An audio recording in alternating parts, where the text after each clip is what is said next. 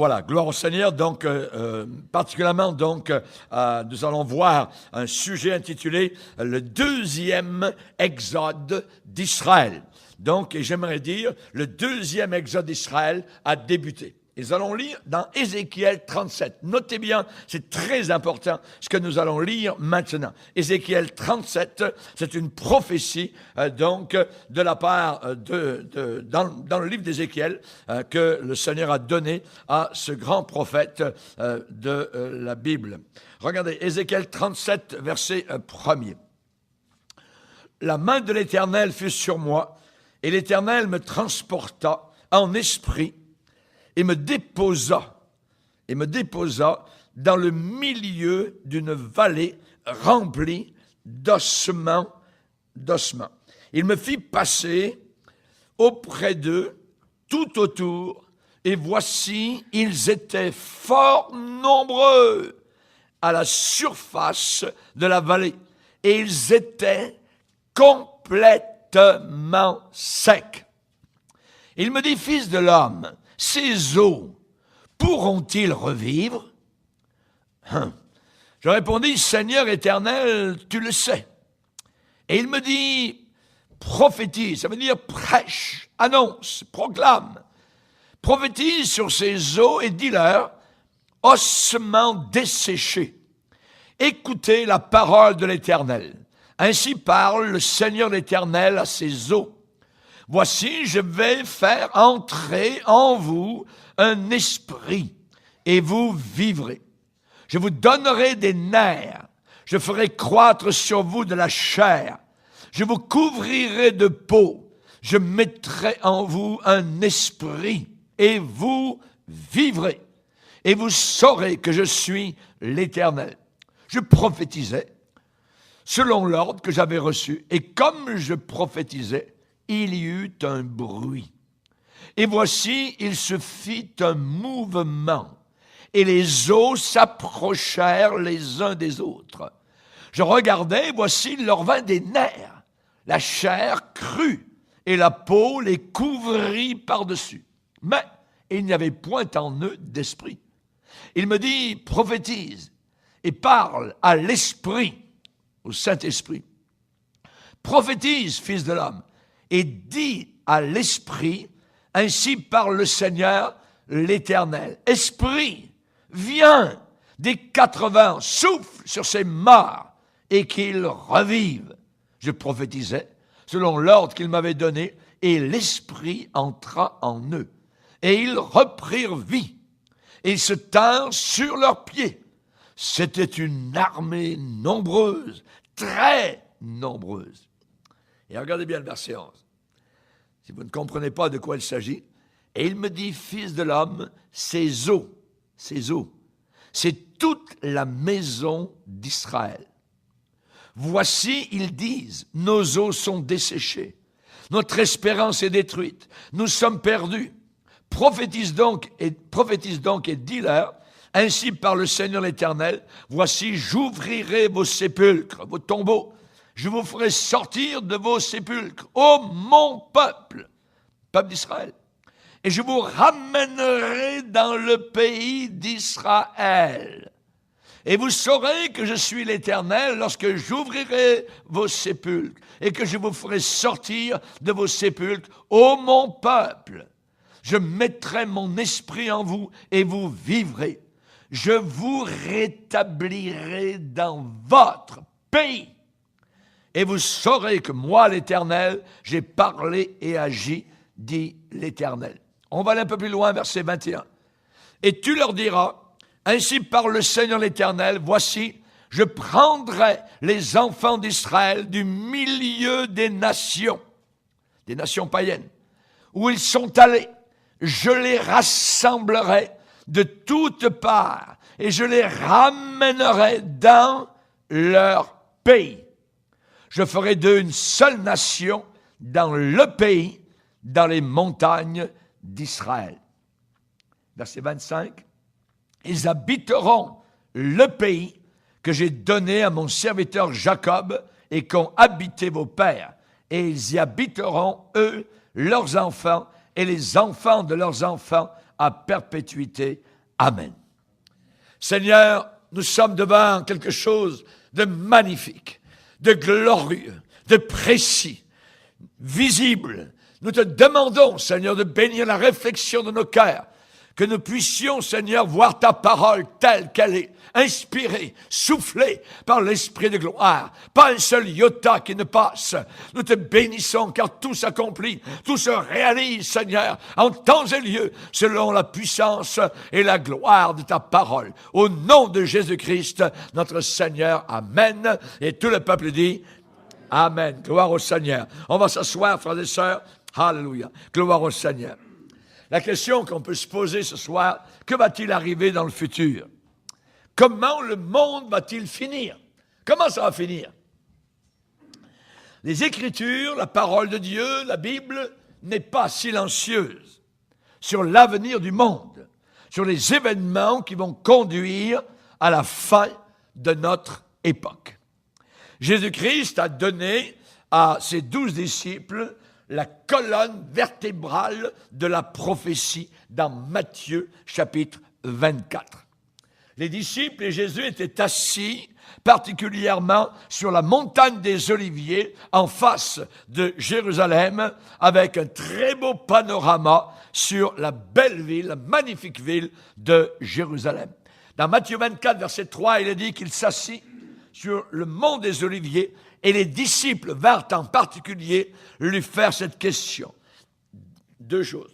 Dis-nous, quel sera le signe de ta venue, de ton retour? Deuxième, quel sera le signe de la fin du monde? Ils ont demandé cela à Jésus. Évidemment, nous avons plusieurs signes dans la parole de Dieu, dans les Écritures, des signes prophétiques qui décrivent très bien le monde tel qu'il sera dans les jours de la fin. Et quand ces différents signes qui nous ont été donnés par le Seigneur arrivent tous en une seule génération, ça veut dire cette génération qui voit tous ces signes en même temps arriver, cette génération-là, très précisément, va voir la fin de cet âge. Va voir la fin de cet âge. Et pour commencer à regarder au futur d'Israël, je vais revoir avec vous différents signes variés que Jésus a donnés pour répondre aux questions des disciples. Les signes prophétiques du monde de la fin des temps. Premièrement, la parole de Dieu nous dit qu'il y aura une explosion de connaissances. Et aujourd'hui, chers amis, cette explosion de connaissances, elle est là parmi nous. Tous les 5 ans, il est dit que la connaissance double actuellement. Ce que les gens connaissent, ce que les scientifiques connaissent, c'est, je dirais, doublé 5 ans plus tard. Dans Daniel 12, verset 4, il est dit, à la fin des temps, la connaissance augmentera. Elle augmente de façon exponentielle actuellement. Deuxièmement, pour aller rapidement, la Bible dit qu'à la fin des temps, il y aura une plaie au Moyen-Orient. Au Moyen-Orient, ça sera, je dirais, une cuve prête à exploser. Et nous voyons cela tout autour de nous. Et on se demande comment tout le Moyen-Orient n'a pas encore explosé. La Bible parle qu'il y aura une guerre atomique où la chair des gens tombera sur eux. Leur chair tombera alors qu'ils seront debout. Leurs yeux tomberont de leurs orbites ainsi que leur langue à l'intérieur de leur bouche. Imaginez, dans Zacharie 14. On ne s'arrêtera pas là-dessus. La renaissance d'Israël sera un signe de la fin des temps. La renaissance d'Israël. Ésaïe a prophétisé en disant, un pays peut-il naître en un seul jour? Une nation est-elle enfantée d'un seul coup? Nous allons voir dans l'étude que nous allons voir qu'au mois de mai 1948, tout d'un coup, une nouvelle nation est apparue à la table des nations, à l'ONU, appelée Israël. Et le drapeau de David a commencé à flotter sur Jérusalem, comme Israël étant une nation à part entière reconnue dans le monde entier. Ésaïe avait dit, un pays peut-il naître en un jour? Une nation est-elle enfantée d'un seul coup? Les Juifs actuellement retournent chez eux, en Israël. Et regardez bien la prophétie de Jérémie au chapitre 23, où il est dit au verset 14, Jérémie 23 et au verset 14, non pas 14, verset 7. Verset 7.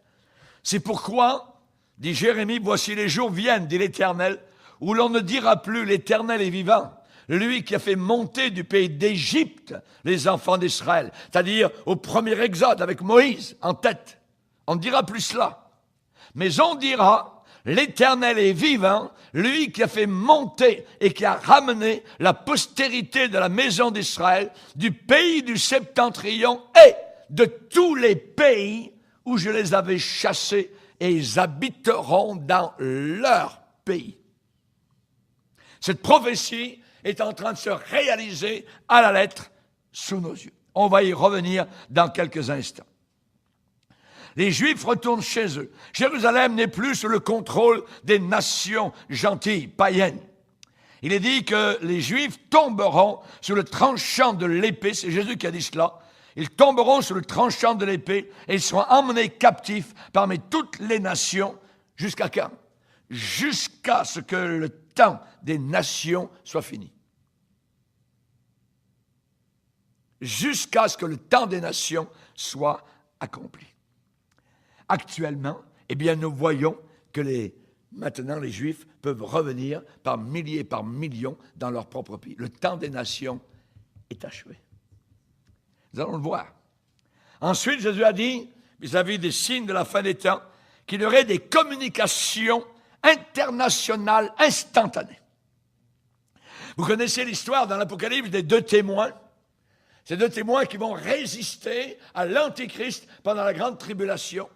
Et il est dit que finalement l'Antéchrist va les tuer et que leur corps mort sera visible à toutes les nations.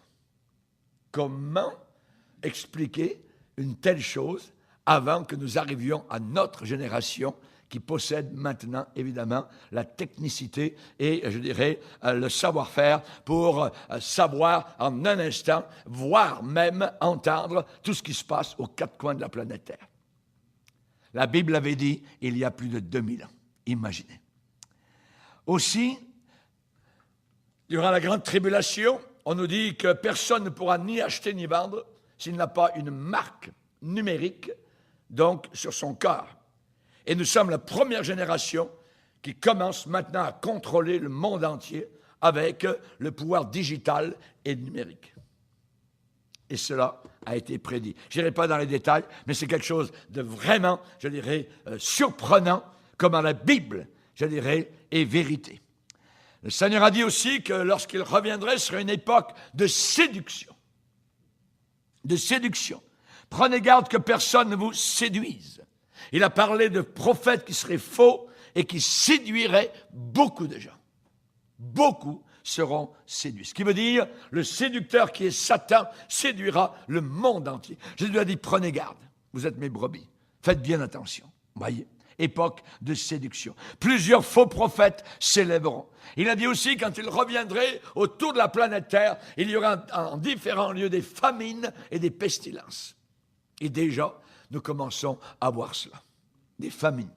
Dans la Corne de l'Afrique, actuellement, il y a beaucoup, des milliers de personnes qui, je dirais, sont en train de mourir de faim. Des milliers chaque année meurent de faim autour de la planète Terre.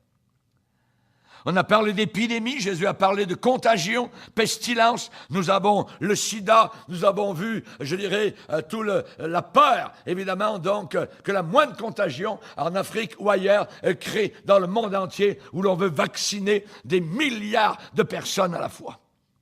Jésus a dit, ça sera comme ça. Tremblement de terre, a parlé le Seigneur. Il y aura en des lieux variés, divers, des tremblements de terre. Aujourd'hui, la terre tremble tous les jours. Tous les jours, la terre tremble. Imaginez.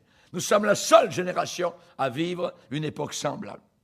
Le Seigneur a dit que ce serait exactement comme du temps de Noé. Les hommes mangeraient, boiraient, iraient à leur convoitise, et ainsi de suite, et ils ne se douteront de rien. Rien. Et Jésus a donné une comparaison dans Luc 21 pour montrer la génération qui verrait son retour. Il a dit, « Quand ces choses commenceront à arriver, redressez-vous et levez votre tête, parce que votre rédemption, votre délivrance est proche. » Et il leur dit une comparaison. Écoutez bien cette comparaison que le Seigneur a donnée vis-à-vis de l'époque de son retour. Voyez le figuier et tous les arbres. Dès qu'ils ont poussé, vous connaissez de vous-même en regardant que déjà l'été est proche. De même, quand vous verrez ces choses arriver, sachez que le royaume de Dieu est proche. Je vous le dis en vérité, cette génération, laquelle? Celle qui verra le figuier refleurir. Et Israël, un symbole biblique, le figuier. Le figuier. La génération qui verra le figuier refleurir. Israël, les Juifs revenir dans leur pays. Cette génération-là ne passera pas. Jésus l'a dit. Je vous le dis en vérité, cette génération ne passera point, que tout cela n'arrive. Le ciel, la terre passeront, mes paroles ne passeront pas. Raison pour laquelle le Seigneur a dit, faites bien attention aux excès du manger et du boire. Attention aux soucis de la vie. Que ce jour ne vienne sur vous à l'improviste, parce qu'il viendra comme un filet sur tous ceux qui habitent sur la face de toute la terre. Veillez et priez en tout temps, afin d'avoir la force d'échapper à toutes ces choses. Pauvres chrétiens qui veulent passer par la grande tribulation. Jésus a dit, priez pour avoir la force d'échapper à toutes ces choses qui viendront sur la planète Terre. Voyez le figuier. Et nous allons parler ce soir du figuier. J'aimerais vous dire que le deuxième exode d'Israël a débuté. Il y a plus de 2600 ans, Ézéchiel a prophétisé la résurrection d'Israël.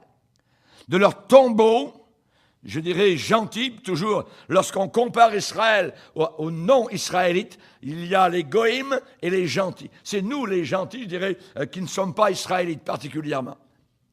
Et donc, Ézéchiel a prophétisé, il y a 2600 ans, il y a 26 siècles, que Israël ressusciterait.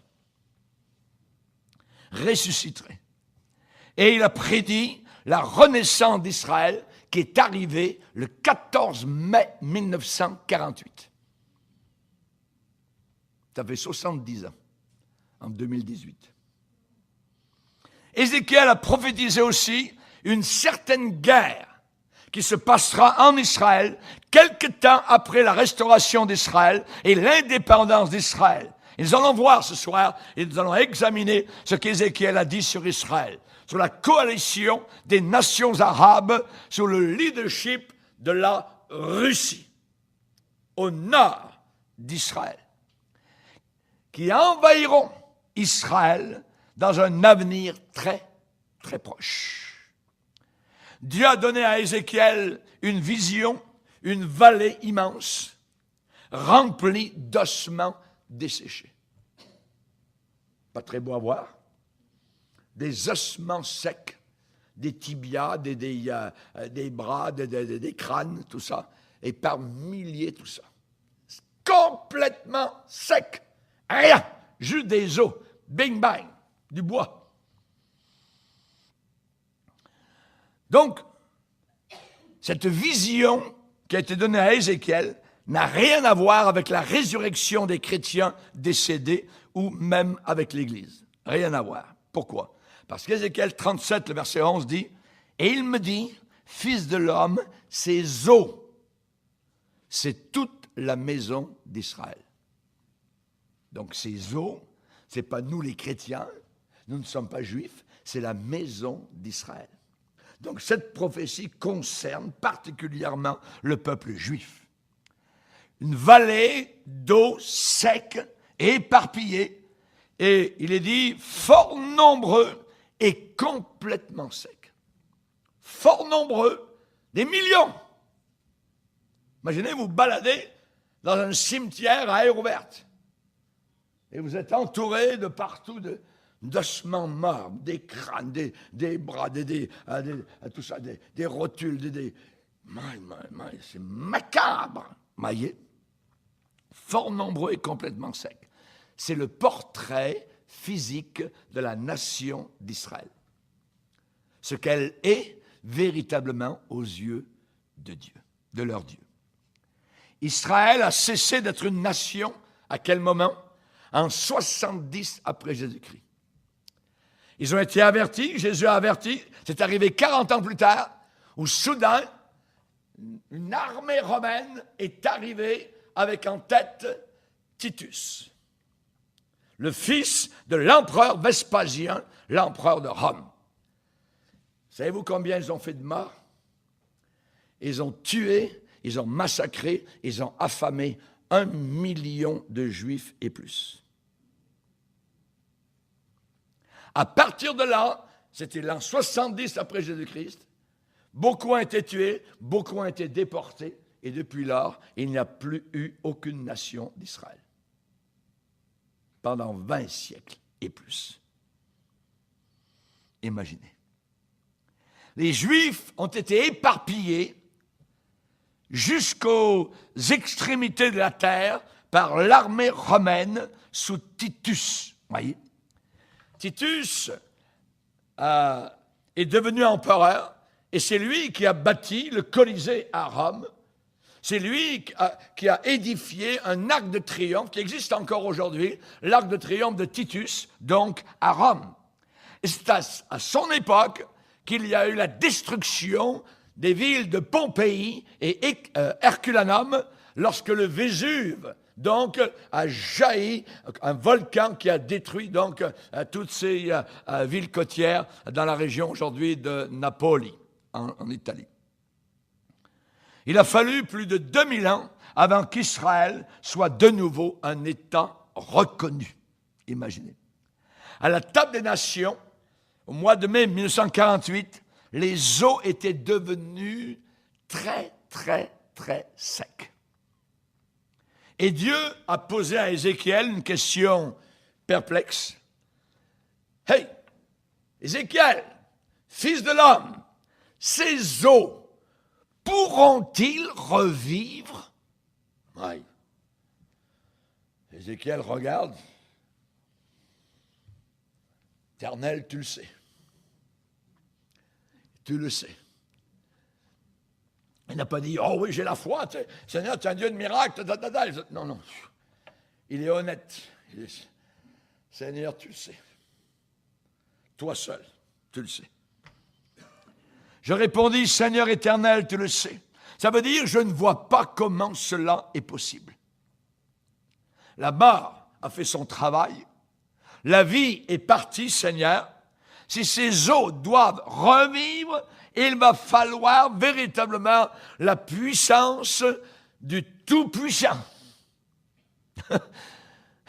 pour ramener un cimetière de millions de personnes à la vie.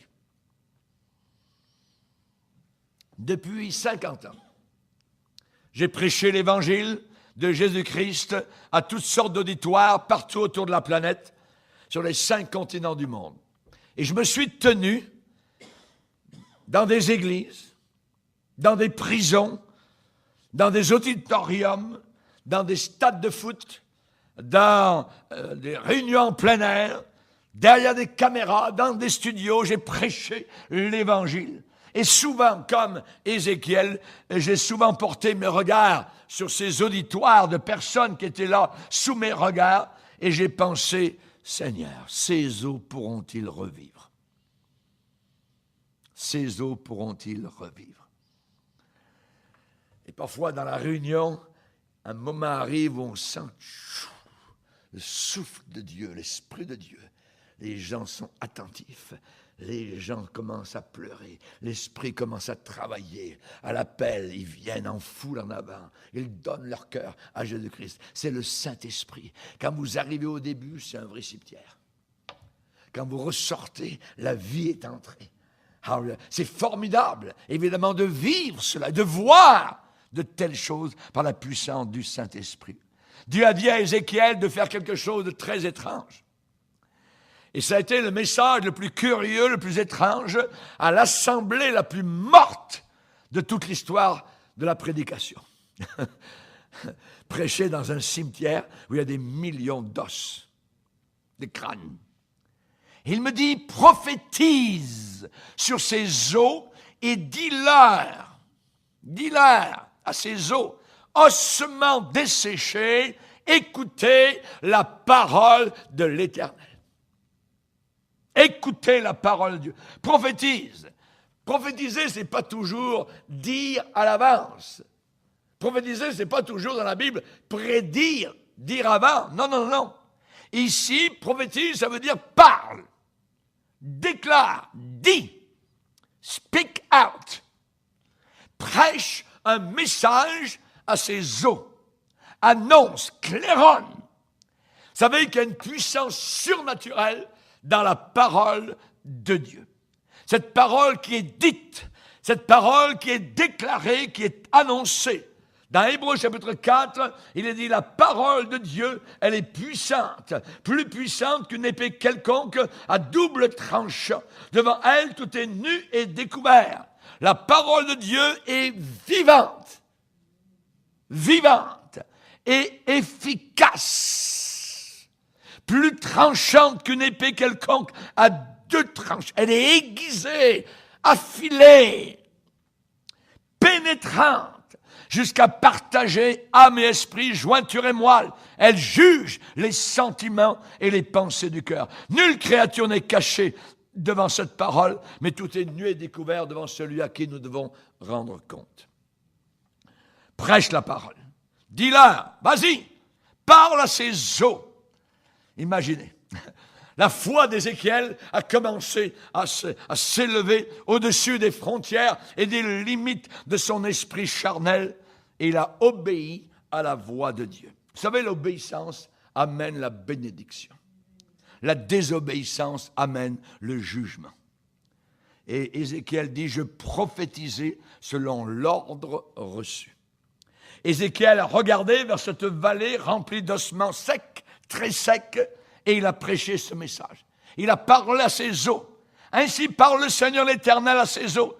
Voici, je vais faire entrer en vous un esprit, un souffle, un rouage, et vous vivrez. Je vous donnerai des nerfs sur vous. Il n'y en avait pas. Je ferai croître sur vous de la chair. Il n'y en avait pas. Je vous couvrirai de peau. Il n'y en avait pas. Je mettrai en vous un esprit, un souffle de vie, et vous vivrez. Et alors, vous allez savoir que je suis l'Éternel. Alléluia. Merci Seigneur. Chers amis, Ézéchiel a proclamé que Dieu allait accomplir une œuvre surnaturelle pour que ces eaux secs, sans aucune vie et éparpillées, puissent revivre. Ça serait un renversement de la mort, un renversement de la corruption. Ce serait la mort à l'envers. Ça serait la corruption à l'envers. Amen. Rappelez-vous, Jésus devant le tombeau de Lazare. Ils ont dit à Jésus, il sent déjà. Ouvrez le tombeau. Oh non, ça n'a pas de sens. Ouvre le tombeau. Lazare sort. Et le mort est sorti. La parole de Dieu. Jésus, il est la parole de Dieu, incarnée en chair. Alléluia. Et comme on le disait tout à l'heure durant les chants, amen, il tient l'astre appelé terre entre ses mains, juste par sa parole. Un seul mot de sa part est puissant.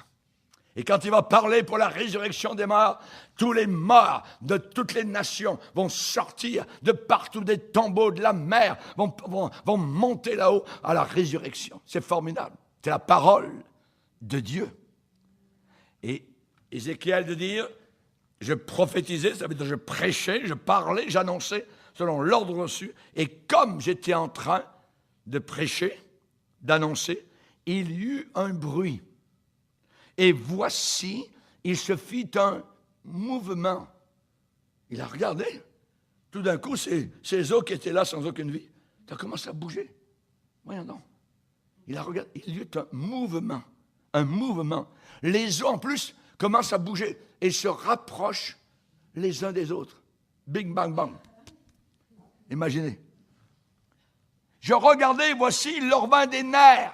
Il a vu sur, donc, le squelette, ces squelettes, des nerfs qui soudain ont apparu. La chair a commencé à croître par-dessus et la peau a couvert la chair par-dessus. Mais il n'y avait point en eux de souffle. Je vais vous parler de la restauration à la vie de ces eaux. N'oubliez jamais, ces eaux signifient la maison d'Israël. La maison d'Israël. Ça n'a pas été un événement donc instantané. Ça a été graduellement, il y a eu un processus, un bruit, un mouvement, les os s'approchèrent les uns des autres, il leur vint des nerfs, la chair a commencé à les recouvrir et ensuite la peau. Donc, progression. Les os étaient secs, les os étaient éparpillés, étaient morts depuis très longtemps. La nation d'Israël, pendant la diaspora, eh bien, s'est retrouvée dans cette position-là, éparpillée, mort, complètement sec, et ça a commencé en 70 après Jésus-Christ, lorsque Titus est venu directement dans leur pays les emmener. Et il me dit, fils de l'homme, ces eaux, c'est toute la maison d'Israël. Voici, ils disent, nos eaux sont desséchées, notre espérance est détruite, nous sommes perdus. Maintenant, pour la nation d'Israël, graduellement, les eaux ont bougé, sont venues ensemble. Les nerfs et la peau ont commencé à croître sur eux. Et ce fut à ce point un point de restauration graduelle d'Israël. Des gens ont commencé à arriver, des gens comme Théodore Herzl. Théodore Herzl est le père du sionisme. Il a commencé à demander aux Juifs, à appeler les Juifs à retourner en Israël. Notez ce nom, c'est très important. Théodore Herzl. Un bruit, un mouvement, les os s'approchent les uns des autres. Les nerfs et la chair ont continué à venir ensemble, à croître. Et des Juifs de partout autour de la terre ont commencé à retourner à Eretz Israël. Et ils ont commencé à travailler cette terre qui était quasiment un désert. Ils ont asséché des marais qui étaient remplis de moustiques et ils ont transformé le désert en rose si belle. Le 14 mai 1948 à 16h32, précis. 14 mai 1948 à 16h32, à 4h30 de l'après-midi, la renaissance officielle d'Israël après 2000 ans débutait. Annoncée par le premier ministre de l'époque, Ben Gurion. La vision prophétique d'Israël commençait à se réaliser. Tu leur diras, ainsi parle le Seigneur l'Éternel, je prendrai les enfants d'Israël du milieu des nations où ils sont allés, et je les rassemblerai de toutes parts, et je, dit le Seigneur, je les ramènerai dans leur pays. Israël, ce n'est pas le pays des Arabes, c'est le pays des Juifs. C'est Dieu, le grand Dieu éternel, qui déclare cela.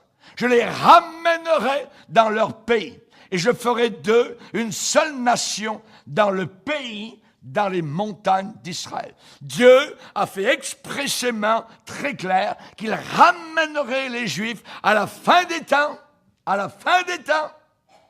dans leur propre pays. La Bible dit qu'il ne les ramènerait pas dans le pays des Palestiniens. Non, dans leur pays, à eux. Israël.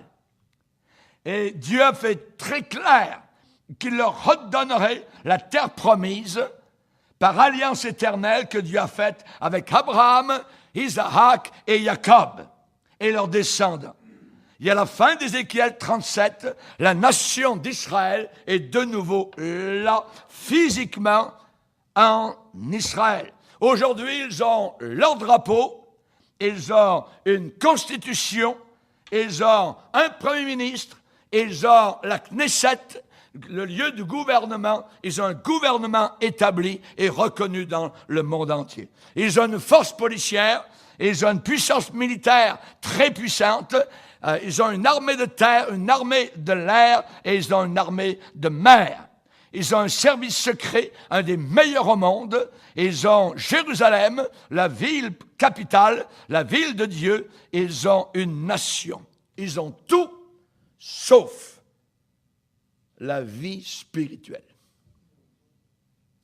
Et Ézéchiel nous montre cela, qu'il y aura une première partie où Dieu les ramène physiquement, et ensuite il y aura un deuxième volet où là Dieu va les sauver, où le Saint-Esprit va souffler dans toute la nation, et ils vont reconnaître et pleurer sur Jésus-Christ quand il reviendra. Celui qu'ils ont percé. Le mot « celui » dans le prophète de la Bible, c'est « Aleph Tav ». Ils vont pleurer sur Aleph Tav, celui qu'ils ont percé. Aleph, c'est la première lettre de l'alphabet hébreu, et Tav, c'est la dernière. L'alpha et l'oméga qui a été percé. Alléluia. Chers amis, ce que nous voyons en Israël actuellement est quelque chose de formidable. Alléluia. Et ces eaux secs auparavant, ces eaux secs d'Ézéchiel 37, eh bien c'est Israël qui maintenant attend un réveil spirituel du souffle de Dieu de la venue du Messie. Actuellement, la croissance en Israël est très rapide. La population est de 7 millions et plus, imaginez.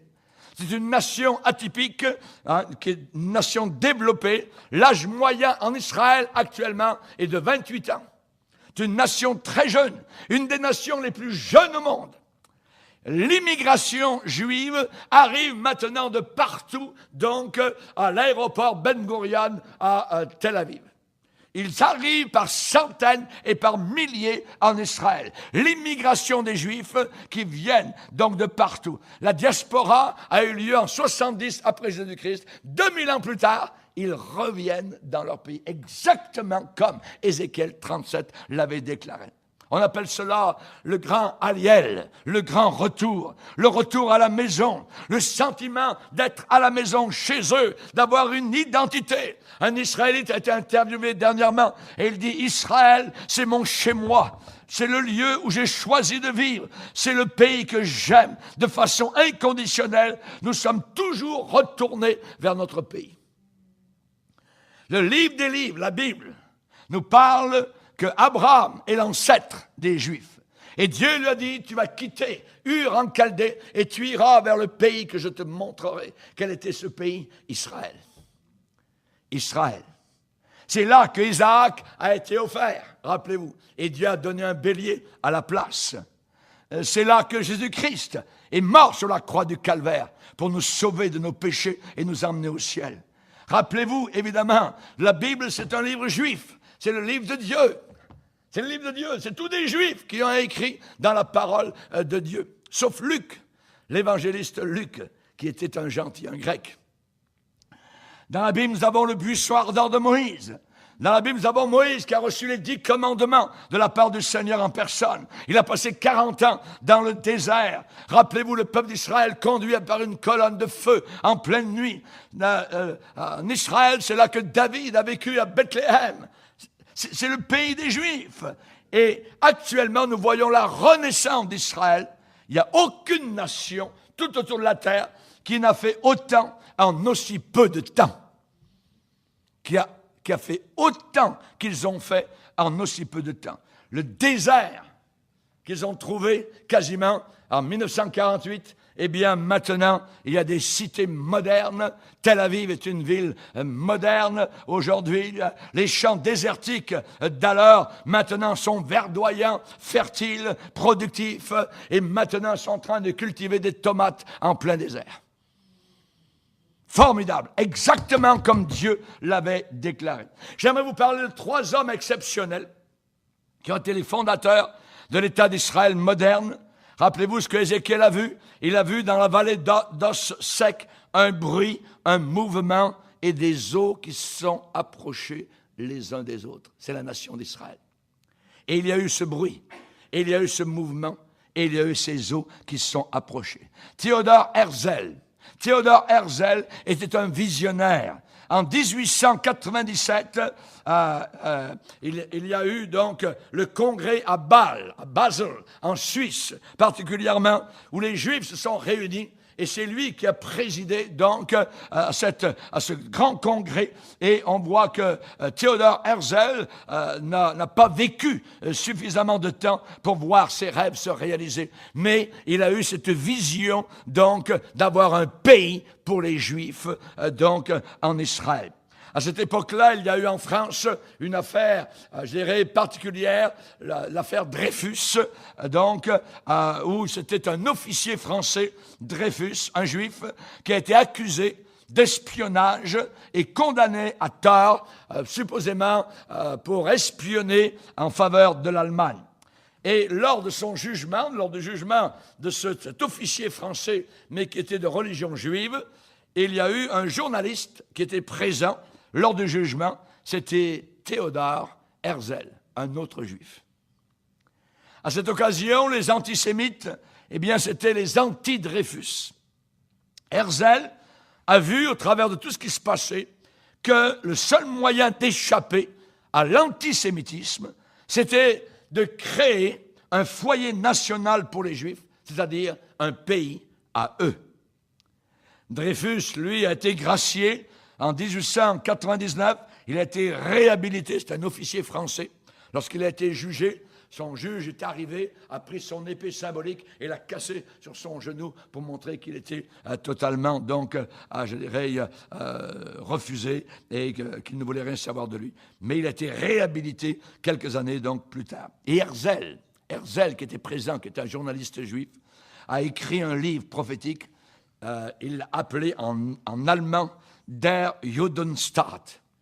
Ça veut dire un État juif. Un État juif. Il l'a écrit en 1896. Et dans cette déclaration, dans ce livre-là, un État juif, eh bien, c'était de pousser les Juifs à retourner dans leur ancien pays, donc là-bas en Israël. Et ce pays était alors semi-désertique. Il était quasiment complètement sec et dénudé. Donc,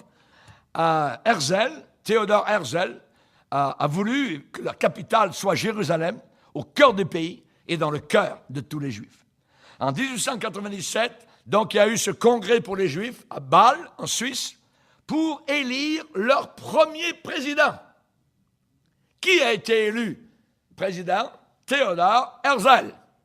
Il leur a déclaré, entre autres, « Si vous le voulez, ce n'est pas un rêve. Si vous le voulez, a-t-il dit aux Juifs, ce n'est pas un rêve. » Quand il est mort, en 1904, à 44 ans, en Autriche, les rues étaient pleines de Juifs, alors qu'on transportait son cercueil. Un autre est arrivé pour relever le défi, un jeune chimiste juif, inspiré par la vision de Herzl. Après la mort de Herzl, c'est un homme appelé Weizmann. Weizmann, W-E-I-Z-M-A-N-N. Et il a repris le flambeau pour aller reconstruire un nouvel État juif en Israël. Et à cette époque-là, ce qui est merveilleux, ce qui a aidé beaucoup, c'est qu'en Angleterre, un premier ministre qui s'appelait Balfour, le premier ministre de l'époque, a donné son approbation. En 1917, ce qu'on appelle la déclaration Balfour, le Premier ministre d'Angleterre, a déclaré qu'il était en faveur de préconiser une constitution d'un foyer national pour le peuple juif en Israël.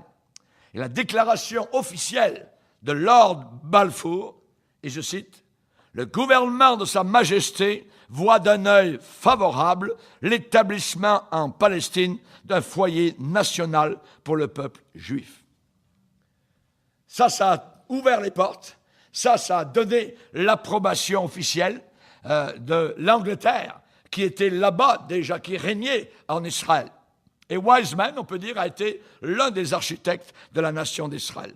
Parmi ceux aussi qui sont retournés sur la terre d'Israël à cette époque, un monsieur appelé David Ben-Gurion. Il était né en Pologne, c'est un juif, et il est mort à Tel Aviv en 1973. Entre-temps, il y a eu la Deuxième Guerre mondiale, rappelez-vous. Hitler, l'Holocauste, extermination du peuple juif. Eichmann, avec sa solution finale, 6 millions de juifs exterminés. Hitler, on a aujourd'hui les documents officiels qui ont été filmés, où Hitler a visité à Jérusalem le grand moufti, donc à Jérusalem. Ils se sont serrés la main, tous les deux, Hitler et le grand moufti, arabe, pour évidemment être en accord pour exterminer les Juifs. En 1948, Ben Gurion est devenu Premier ministre, Weizmann est devenu le président. Ensuite, le 14 mai 1948, pour aller vite, il y a eu un vote à l'ONU, à la table des nations. Le président américain s'appelait Truman, et Truman a voté en faveur de la création d'un État d'Israël. Voulez-vous savoir le vote? Il y a eu 33 pays qui ont voté en faveur de la création de l'État d'Israël et 13 qui ont été contre. La plupart étaient évidemment des pays arabes. À partir de là, 14 mai 1948, les portes ont été grandes ouvertes pour des millions de Juifs. Et de partout dans le monde, ils ont commencé à arriver vague après vague en Israël. Et ce 14 mai 1948, le premier ministre d'Israël, David Ben Gurion, a annoncé officiellement la création de l'État d'Israël à la table des nations. Sa déclaration d'indépendance, une phrase, je la cite, « Le pays d'Israël est le lieu de naissance du peuple juif. » Alléluia. Le pays d'Israël est le lieu de naissance du peuple juif. Et depuis 1948, maintenant, jusqu'à aujourd'hui, de partout, du monde entier, arrivent des gens qui sont juifs. Et ils parlent des dizaines de langues différentes. Ils arrivent donc de toutes sortes de nations de la terre où ils ont été éparpillés depuis l'an 70, rappelez-vous, par les Romains. C'est un événement principal, majeur, prophétique, sur, je dirais, l'horaire prophétique de Dieu. Quand ces choses commenceront à arriver, relevez la tête. C'est la génération qui voit le figuier refleurir, qui ne passera pas et qui verra le retour de Jésus. Luc 21. Parmi ces vagues de retour à la terre d'origine, l'une des vagues les plus spectaculaires de Juifs qui sont revenus, imaginez, 14 000 Juifs noirs d'Éthiopie. Des Juifs noirs qui avaient gardé au travers des siècles la Torah, qui évidemment avaient leur synagogue, exactement comme les Juifs d'Israël. Savez-vous comment les Juifs d'Israël se sont pris? Ils ont fait un pont aérien sous le nez des nations qui n'ont rien vu.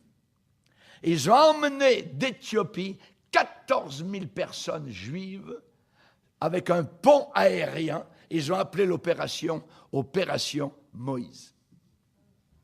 Alléluia. C'est merveilleux, merveilleux. Ils les ont ramenés d'Éthiopie là-bas en Afrique jusqu'en Israël, airlifted, par air. Voyez, ils ont été rassemblés et emmenés, savez-vous en combien de temps? 14 000 personnes par avion. Et les Juifs ont fait cela, les Israélites ont fait ça en 36 heures en tout. Et quand ils ont fini, ils ont commencé à en parler aux nations.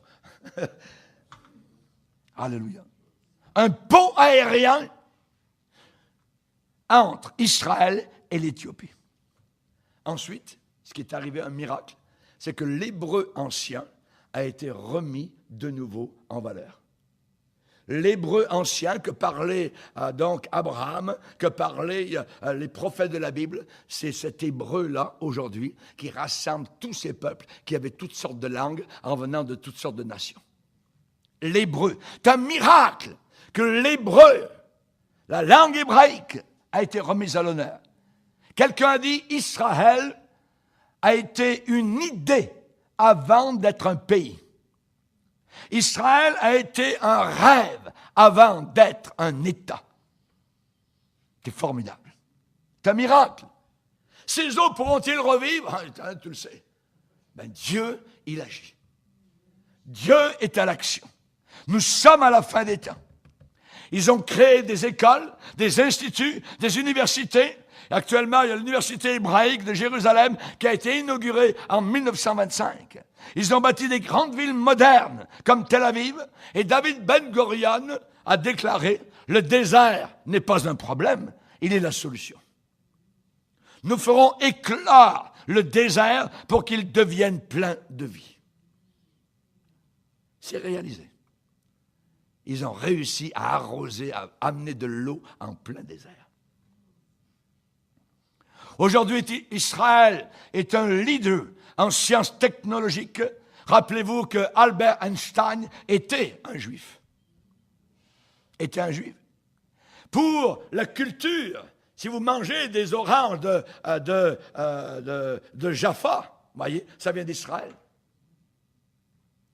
Nous avons eu ici au Canada un gars du gouvernement qui était arabe, hein, et il a fait du piquetage devant un magasin de juifs où il vendait des souliers. Et il a dit qu'il ne faut plus acheter des souliers parce qu'il était juif. Abominable. La haine contre les juifs. Mais là-bas en Israël, ils ont ce qu'on appelle des fermes appelées des kibbutz. Et les kibbutz, chers amis, sont des terres qui sont exploitées de façon collective. C'est-à-dire qu'ils ont leur famille, leurs enfants, et c'est comme s'ils vivent quasiment, ils ont leurs appartements, tout ça, mais ils vivent en commun pour travailler à ces grandes fermes qui s'appellent des kibbutz. Chers amis, c'est formidable. Beaucoup et de nombreux prix Nobel de la paix ont été accordés à beaucoup de Juifs. À beaucoup de Juifs. Parce qu'ils sont intelligents. Parce que Dieu leur a donné cette intelligence-là. Je suis dans la joie quand on me dit « Allons à la maison du Seigneur ». Nos pieds s'arrêtent dans tes portes, Jérusalem. Jérusalem, tu es bâtie comme une ville dont les parties sont liées ensemble. Demandez la paix de Jérusalem. Dès que Israël, en 1948, a été, je dirais, honoré et a été sur la sellette des nations, tout de suite, les Arabes ont commencé à armer leurs tanks, à armer pour détruire Israël. Savez-vous combien il y a eu de guerres? Mais il y a eu au moins 4 guerres. La première, en 1948-1949, Israël, par cette guerre-là, a agrandi son territoire. La deuxième a eu lieu en 1956. La troisième, on appelait ça la guerre des 6 jours, en 1967. Ensuite, une quatrième guerre en 1973, la guerre de Kippour. Et à chaque fois, Israël a été vainqueur. À chaque fois. Psaume 83, les païens, les Arabes disent « Venez, exterminons-les du milieu des nations ». Maintenant, le processus du rassemblement. Comment Dieu s'y prend pour rassembler un peuple entier de partout autour de la terre. Tout est dit dans la Bible. Tout est dit. Il me faudrait 2 heures. Voyez, je viens de faire 56 minutes. Je vais être obligé, je pense, à mercredi d'achever ce que j'ai commencé maintenant. Parce qu'il faut que j'ai le temps de bien le montrer. Comment Dieu s'y prend? Parce que c'est écrit comment il s'y prend. Voyez, dans la Bible. Et la parole de Dieu peut être certain qu'elle s'accomplit. Ce qui a été écrit il y a 2600 ans se réalise aujourd'hui, nous, la génération de la fin, sous nos propres yeux. Mercredi, la suite des messages. Amen. Gloire à Dieu. Alléluia. Levons-nous devant le Seigneur. Alléluia.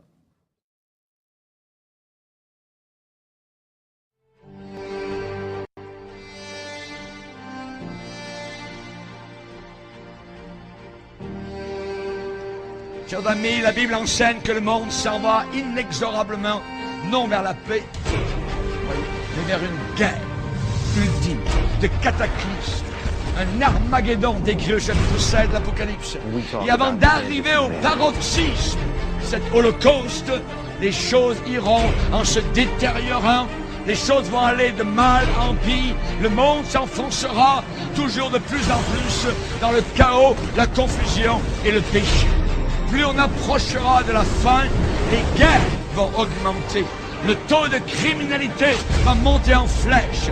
Les crises économiques seront de plus en plus graves. Les catastrophes naturelles sans précédent, tremblements de terre, inondations, famine, épidémie, pestilence, tout cela a été décrit dans la parole du Seigneur. Et toutes ces calamités marqueront le déchaînement de la colère de Dieu sur notre monde impie et rebelle.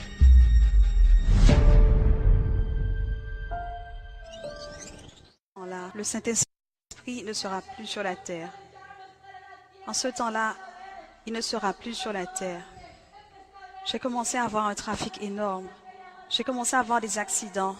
Toutes les personnes qui étaient appelées avant, il me dit, ils chercheront la mort, mais la mort ne sera plus. La mort ne sera plus dans ce temps-là. Et précisément, j'ai commencé à voir que là, il y avait des personnes amères. J'ai commencé à voir comment circulaient des revues qui disaient des millions de personnes ont disparu.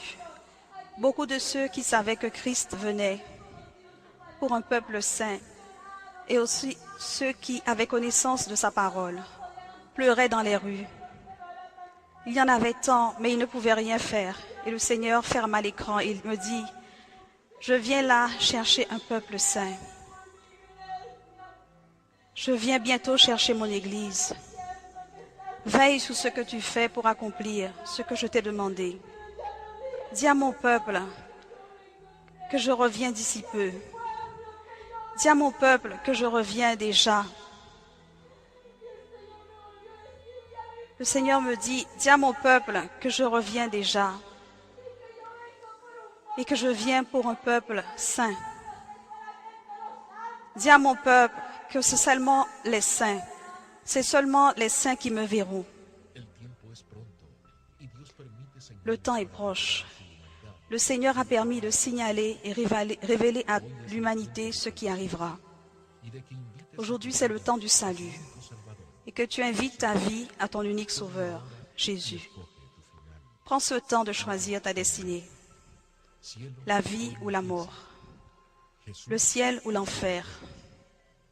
Jésus ou le diable.